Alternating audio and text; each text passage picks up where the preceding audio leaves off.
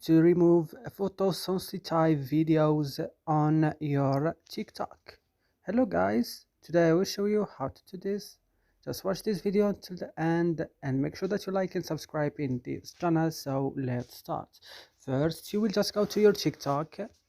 As you see here, this is my TikTok. You will open it, and then when you will open your TikTok, you will just go down to your profile.